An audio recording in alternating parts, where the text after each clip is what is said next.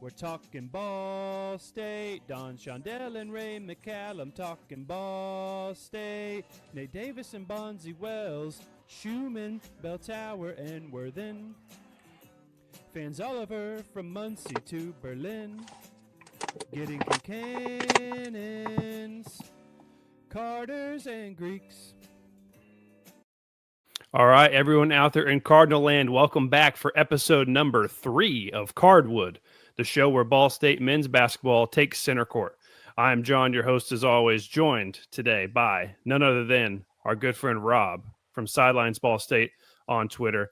And of course, as always, Mr. Trey Moses, Ball State basketball legend, joining us from overseas right now. Gentlemen, thank you so much for being here with us today. Trey, how we doing overseas? How did the game go this weekend? Wasn't a good one. We lost. We play again Saturday, and then Tuesday we play Peyton Sparks. So that'll be a Okay. good one if That'll be some fun. Ball State one if fans want to watch. So his team's doing a bit better than us, but you know, basketball's basketball at the end of the day. Anyone can win. That's right.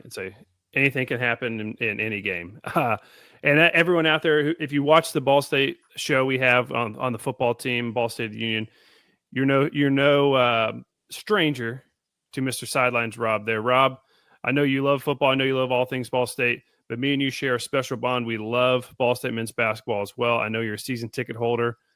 We're so excited to have you on the show today and get your perspective of someone who gets to see the team every day during the season, and you've actually seen them some in this preseason. So I guess kind of how is your job so far, if you want to call it that, of going and checking out basketball this year so far? How has that gone? I know you've gone a few times. It's going pretty well. I mean, I've liked what I've seen from the practice that I attended. Like you guys mentioned the other day, the culture seems really good. I think we're still in that mode of where we're trying to figure out where the pieces fit and what guys to put together and who's going to step up into the leadership roles, those kind of things. But all in all, I mean, and I've said this and I got some grief for it, I already feel like we are a better team than what we were last year. We might not have one individual that is as dynamic as Fat was, but we may have more of a host of guys that I think should take us further and better than what we did last year. Okay. Yeah, that'd be good to see. And we'll get into the Purdue Fort Wayne exhibition game here in a second, because that's, obviously the first chance that most people have had to see them. But yeah, obviously that cohesion that, we're going to have to find is hopefully it's going to be there. And I like hearing that from you, Rob. So before we get to that, though, we did have a little bit of news break since last week. And I'll kind of just throw up on the screen here, since it was announced in an official capacity from the school. So we know when we were watching the show last week, one player that we were looking at was Zane Doughty, the only listed center on the roster. Unfortunately, before this preseason game, though, he has decided to leave the team. They're citing it as focus on his mental health. So obviously, Trey, a big, huge component for mental health. It's been something that he's championed for a long time, and making sure that people out there understand that they're not alone. Trey, when you saw this news, kind of what were your thoughts first? Maybe about Zane in particular, and then maybe about the Ball State team overall. For me, the first, as soon as I saw it, I reached out to Zane. I just messaged him and said, you know, wishing him the best in his, whatever he's going through, and that I'm here for him. Not only as an alumni, but just as a person. I feel like that's who I want to be. So for me, that's the first thing I wanted to do, was try to check on him. Um, it's a tough situation. I feel like I went through something similar my freshman year, in terms of I was going through so much as a freshman, new environment, already dealing with mental health issues. And for me, Coach Witt allowed me to miss a practice. But I also knew if I needed to miss more time, Coach Witt would have allowed me to. So I'm glad Zane is getting the help that he needs because at the end of the day, you know, I don't care how fans look at it. We are people first over Mhm. athletes. And so for me, I'm just wishing the best for Zane in his mental health journey. Yeah, and we're hopefully Zane is doing okay and he's able to kind of get through all this, um, you know, in the best way possible. Now, Rob, you had this information. It seemed like before anybody, even before the school. How did you hear about this, and maybe what are your kind of thoughts on this as well? You know, like I've said before, 25 years, you get your, you know what I mean? You create quite a circle. Um, just in talking with people that I speak with every day, he was in a tough situation. And like Trey said, I just pray and, that he gets the mental side of it because it is just basketball's a game, but we're dealing with, or he's dealing with some real life struggles, and that's more important. It does really, it doesn't help us on the court since we lack size, but I mean, we'll just have to get through it as best we can and hope he does well. And if the possibility is there to come back, hope he comes back stronger. Hmm. Okay, yeah. So yeah, Zane, if you're listening to this, you see this, we're all wishing you the best, man, and hopefully everything is going well for you. So I think that probably wraps up that part of this year. So if we want to go on, we did all have a chance to finally see this team on the court this past, I believe it was Monday night against Purdue Fort Wayne up in Fort Wayne. Ball State loses this game, which again, it's an exhibition game, so we don't want to put too much stock into all this. Obviously, they fall 84-70, but again, this is what most people have seen for the first time, so we have to put a little bit of stock into it just so we can kind of, give us something to talk about here. So, Trey, I'll start with you. Did you get a chance to watch the game? If so, maybe what were some of your initial takeaways from what you saw on Monday? Yeah, I did. And, for me, I'm just going to start off by saying IPFW is a good team. They've Mm-hmm. always been good. Coach Kaufman recruited me coming out of high school, so I've had a good relationship with him, throughout my college career. They're going to be a good team this year. Preseason, I think fourth or fifth in their conference, but I think they'll make a lot more noise than that. They obviously have good players, but for us, I felt like early on, especially, we were kind of just over dribbling, kind of feeling like it was kind of a little bit forced. But I felt like after a while, when we really settled in, got through the sets, like you could see we could score. But another big aspect was the lack of size as well. I felt like we Mm-hmm. were giving up a lot of offensive rebounds, not getting as many or we weren't getting as many offensive rebounds either. But again, it's gonna just be who steps up, who's gonna go crash the glass, who's gonna be a pest on both sides of the boards. And to me, those are the two big keys. If we can play with patience, you always want to play fast, but you want to think slow. So when you're playing, you're wanting to get up and down, but not over dribble, not over create. Just Mm-hmm. Yeah, sometimes we lose Trey a little bit here. I think he's back now, though. yeah, my bad. No, you're good. So you're talking about the size, though. It's a great point. Some of the stats here, it looks like Ball State was out rebounded by about 13 rebounds, it looks like. And then points in the paint for IPFW just seemed like they were flowing pretty much at all times. It seems like they had 54 of their 84 points in the paint. So it seemed like they were able to get down there and finish at the rim a lot of times. It didn't seem like they were particularly the best shooting team, but they were having to shoot a lot. So that was definitely a glaring thing I saw. Rob, I know you were watching the game as well. What were maybe some of your takeaways from your initial time, seeing Ball State play someone else for the first time? I think offensively we were a bit sloppy in a lot of things, but we played 12 of 13 players, including walk-ons. Mm-hmm. So I think we're just looking,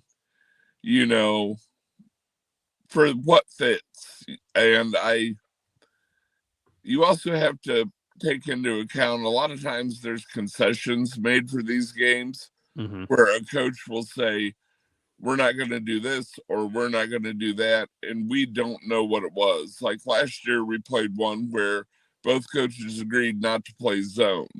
Mm. And while I was at practice, all I saw was practice was us practicing a zone defense, which I didn't see us use at all during the game. It looked like we were mostly in man. Mm-hmm. So those are little things, that you got to keep an eye on. One of the concessions was no one fouls out. Yep. So I'm assuming there were probably more. I don't know, but you always have to look into that. Mm-hmm. But I mean, size, rebounding, it's just something we're gonna have to figure out how to do, because we missed on or couldn't afford to get a big that we wanted. So, that's just the life of today.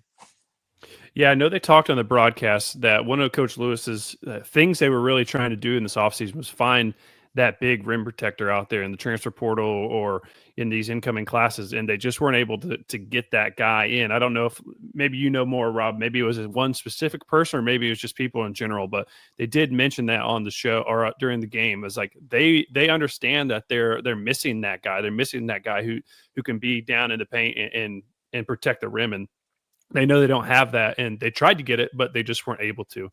An interesting point you're talking about with these concessions and these agreements that people are making.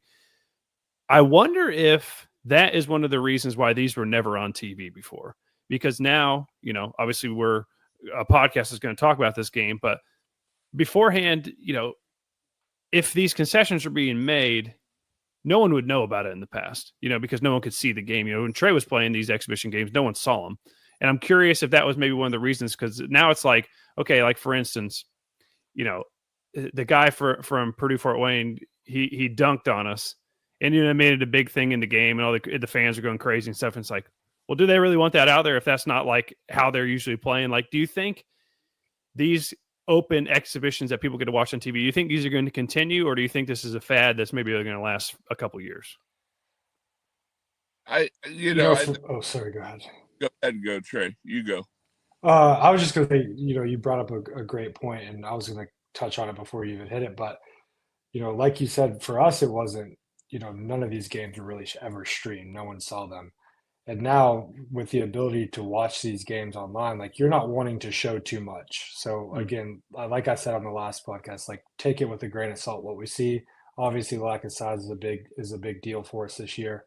But in terms of sets, in terms of the way we play, you're not wanting to show too much, especially when you have a game, November 3rd. And their coaches are probably watching the same game, trying to scout and figure out the way we play. Mm-hmm.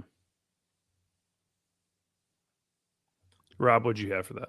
Yeah, I mean, the way us missing a big was explained to me is recruiting has changed so much that now we have it's almost ran like a pro thing where we have a big board and we had X number of people on the big board and you have a salary cap. And this is how much money Ball State has to spend on NIL. So you have to construct your roster as a pro would. Mm-hmm. And Coach Lewis reached out to Brad Stevens and other people for help doing this year. And at the end of the day, bigs are a lot of money. Mm. And, we just couldn't make it happen this year. And that's one of those things. So, Rob, you're talking about almost like basically a salary cap like they have in the NBA. I know in college football now, a lot of people have basically like a general manager for college football teams, and I assume they handle that type of salary cap situation with NIL. Does Ball State men's basketball have somebody like that, or is that Coach Lewis who's in charge of doing that, to your best of your knowledge? We don't have anybody that I don't believe that we paid and said, you are the guy. I'm sure Coach Lewis, is overseeing it. I'm sure it's the staff wide effort to come up with what you can do. I've heard rumors, and they're not rumors, they're pretty substantiated from different articles and stuff, that there are 4 teams in the MAC: Akron, Kent, UMass, and Miami or Ohio or both, that are way above the rest of us. Like way above the rest of us. So, we won't be able to match that. So as you guys mentioned before, it almost becomes like a lottery for us in what we do get. Do we hit on all those guys we brought in? If we hit on most of them, then yeah, we're pretty good. If we miss on most of them, then our year isn't going to be so great. Yeah. And that's just the life of what it is now. Yeah, and only time will tell really kind of how this all plays out. We're talking about all these players we're bringing in. Trey, I'll kick back to you here. Who were some of the guys individually that you liked what you saw from that game against Purdue Fort Wayne? For me, the statistics probably don't show it as much, but when Caden got the ball and he was aggressive, he scored. And to me, he's going to be the key piece going through the season. If he can be a guy that can average a double-double or close to, like he has to be that force on the boards, and he's got to be aggressive on offenses too. If you're wanting to, when I was in the MAC, the MAC is big. At least it was when I was there. Every team had a all conference or close to all conference big. But you go into these games knowing that if you can get their bigs in foul trouble, the next big's not going to be as good. So Caden's got to go into these games thinking the same thing, being aggressive on the glass, being aggressive scoring when he gets it inside, trying to draw fouls. And for me, I think that's the key piece for this season is can we lean on Caden both offensively and defensively to control the paint. One thing I saw from Caden as a big, he got to the free throw line and he was knocking out a shot. I think he was 5 or 7 from the free throw line. So I will take that. A lot of times, some of those bigs out there, they get to that free throw line and things get kind of weird sometimes. So I did like seeing that. Rob, what about you? Who are some individuals from this game or exhibition, I should say, that you like what you saw from? I'll add on to Caden. He is also, much like Trey, an excellent passer when he has from the high post. So he hits a lot of great passes to players coming off screens and back cuts and that kind of stuff. So he will also help us a lot in those areas. But other than him, Denson, the kid from California, he's coming back from a broken arm. He missed a lot of time. He will, I think, if they don't play them some together, he will be Fish's backup as long as he remains a backup. They may try to play them both together to give us a bit more size, but he's going to be pretty good. Maxie didn't show it as much in the one thing, but he can really, really shoot the ball. Barnes, I thought, kind of went off. And so that's another shooter. Joey Hart was hurt.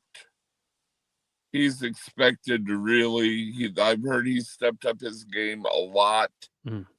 So if he can come back, he can do a little bit of everything. I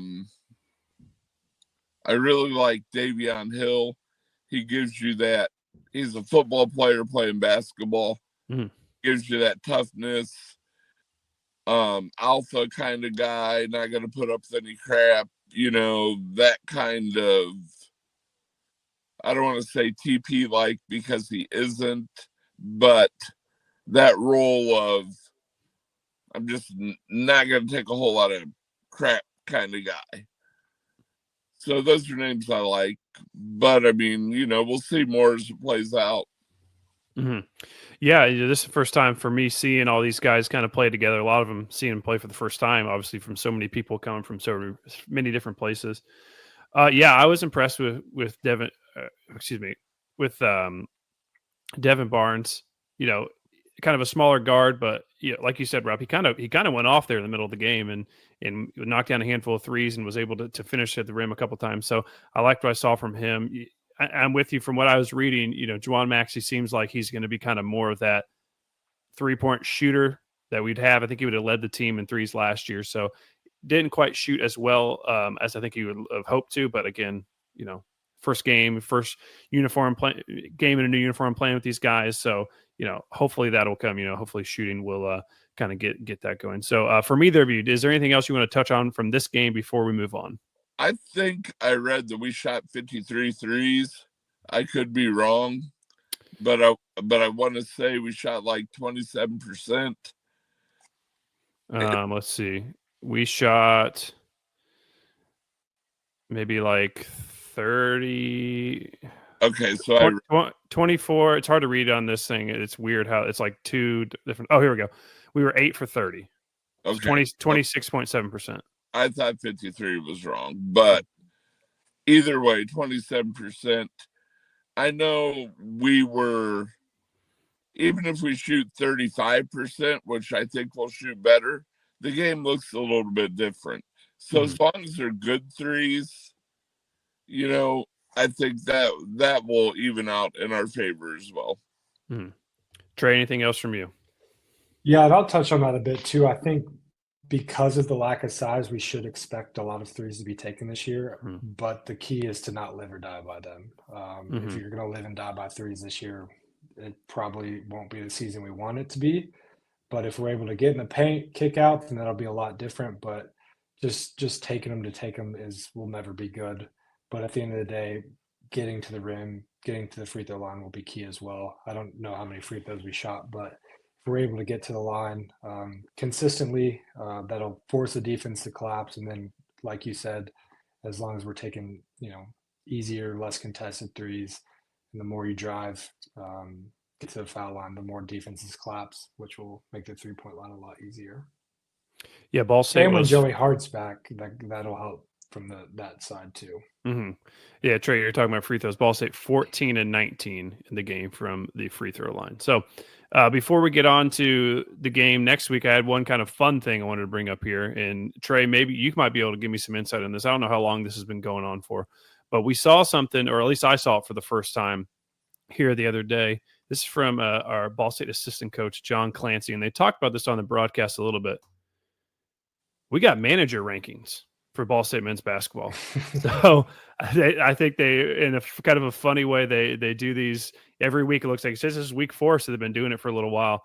So it looks like Gavin Go So Hard Ferris, #1 Ball State men's basketball manager for this week. Trey, was there any type of manager rankings when you were there? And do you have any good stories with the managers? I know they play in the college basketball manager like league type thing, so they're always playing that. They have a Twitter account. You just go check them out. And they roll deep. They got 12 managers, I think. So did they do anything like this when you were on the team?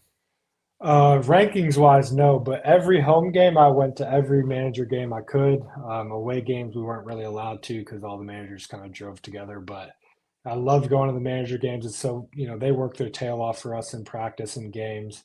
And I just felt like the least I could do was go to their games, support them, bring energy. They're always fun to go to, man. And, and I think it's kind of funny they have the power rankings now.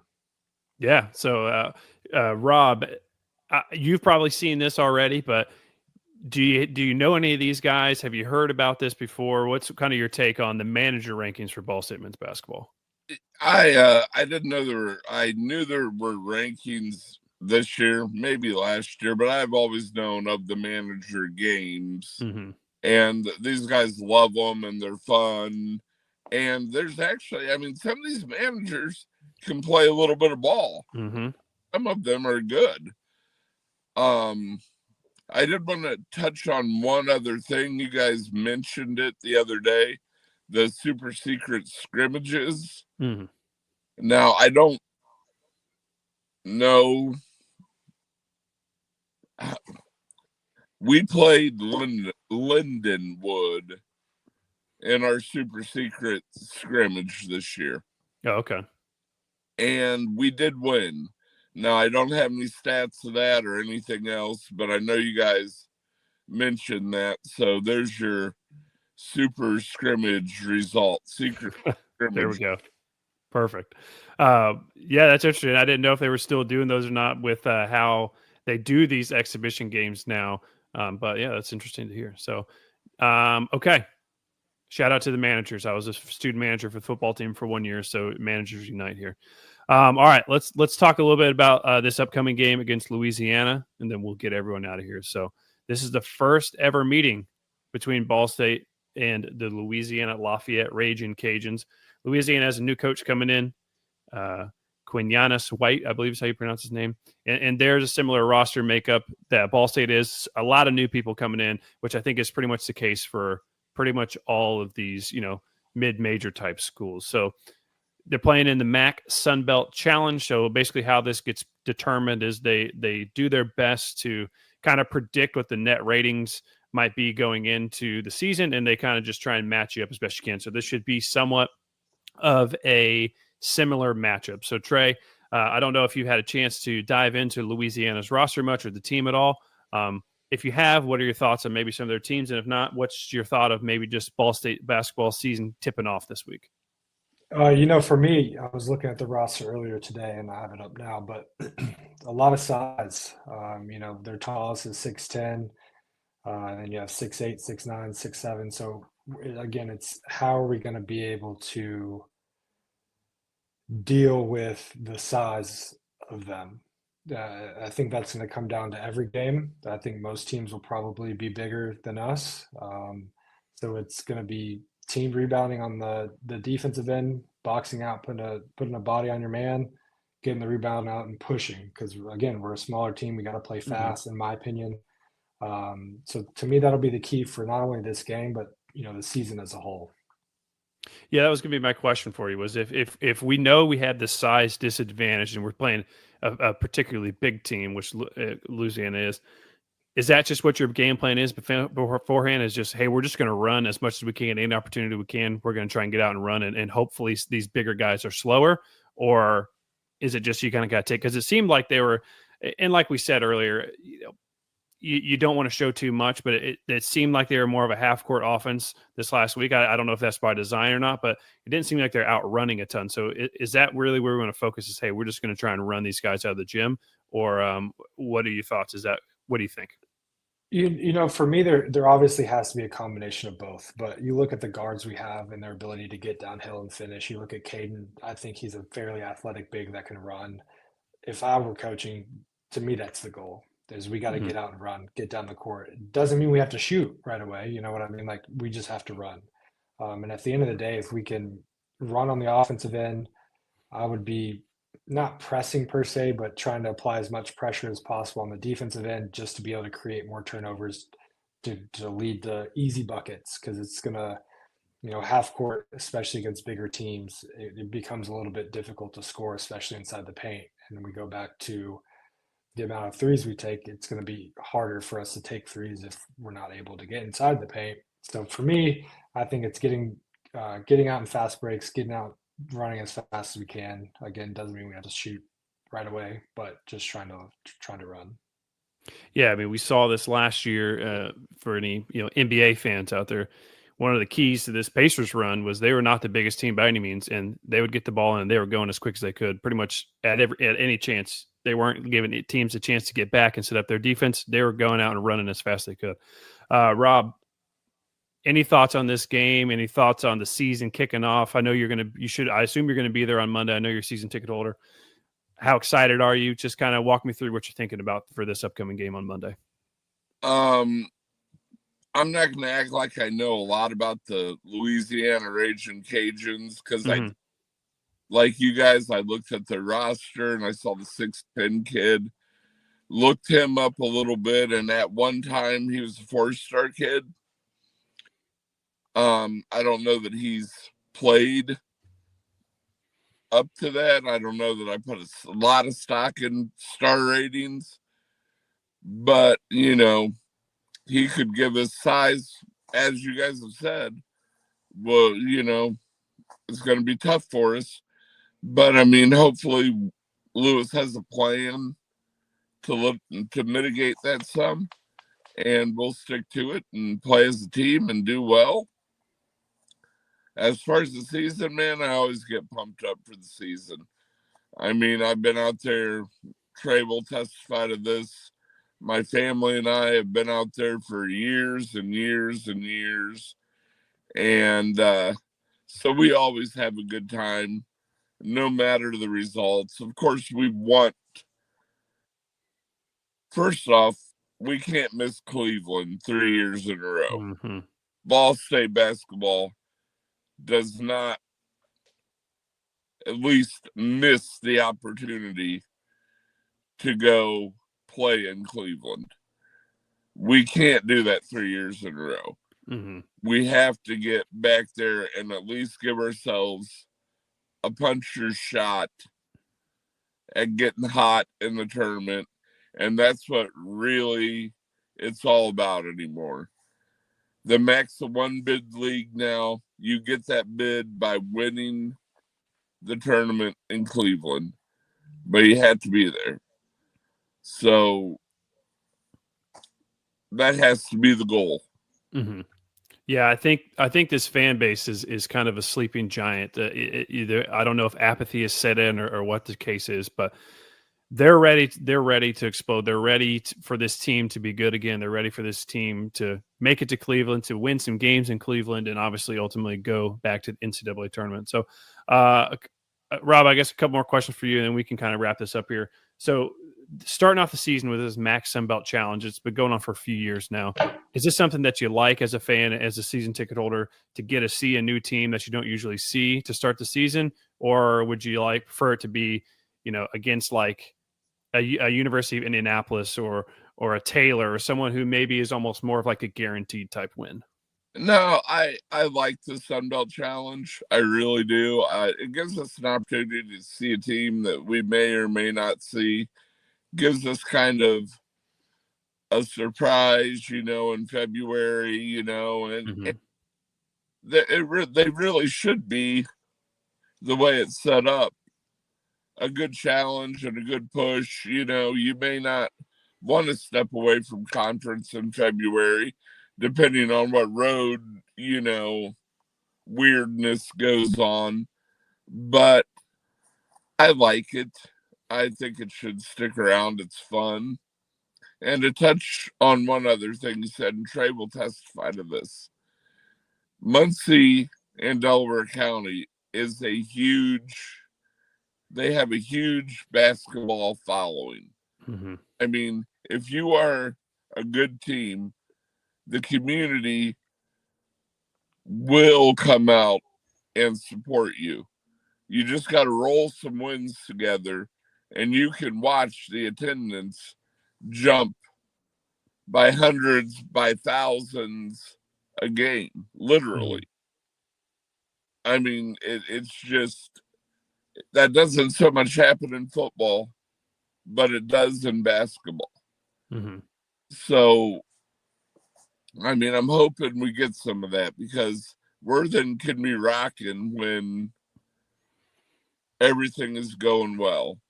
And of Mm-hmm. course, student turnout is, students are fickle, but the more kids we get to turn out to go to the nest and everything, always the better. So I'm really looking forward to it.